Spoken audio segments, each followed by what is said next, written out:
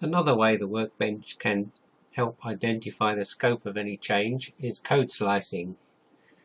That's where you identify a data item and then the tool shows which statements could affect the value of that data item and therefore would need to be considered for a change.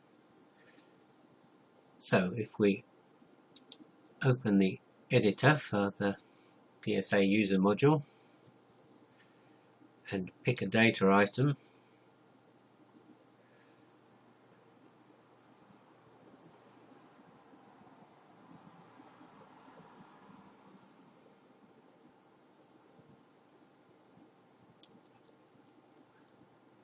I think we'll have this one, and we select that and say code slice on this data item.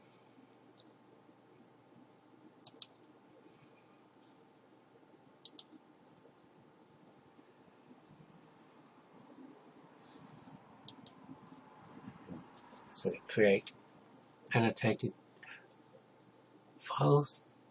In this case we'll just look at the data flow and backwards to that point in the program and ask it to annotate the code, which it does reasonably quickly. We then open up the flowchart and the editor again.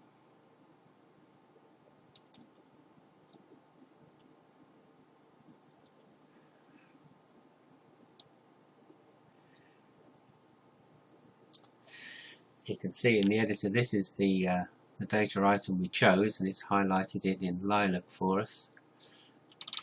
And there are a couple of steps earlier on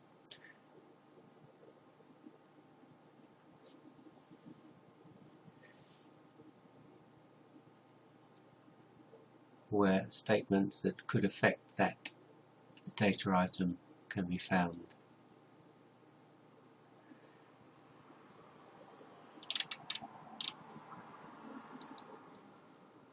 And we can show the line in the flowchart.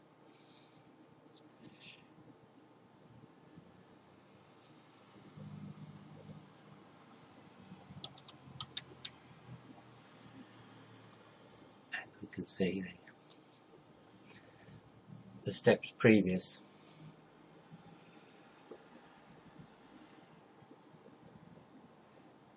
Where based on these decisions a different value will be set. Obviously we can make the flowchart smaller so you can see it in better scope. You can see these decisions run down to the point where we're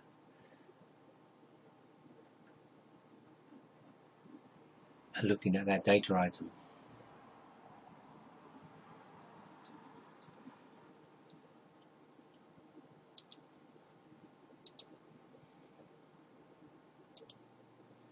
Rather than just looking at the data that could get changed, we can also examine a code slice for both the control flow and the data flow for a particular item. So if we go back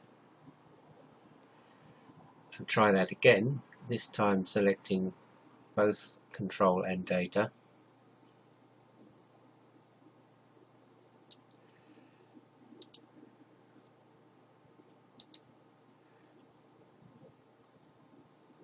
select the code slice criteria again,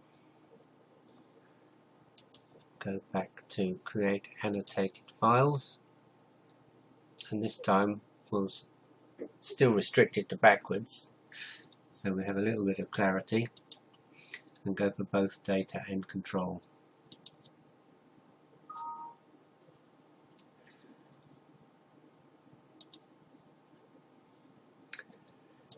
Then open up our two views of the module.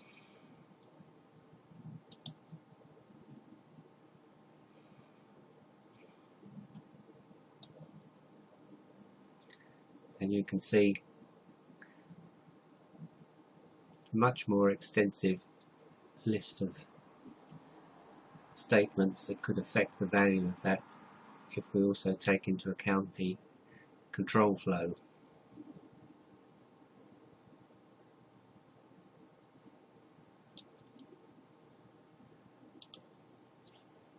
And likewise on the flow chart, you can see there are a number of steps that have gone lilac, a lot of them decision boxes.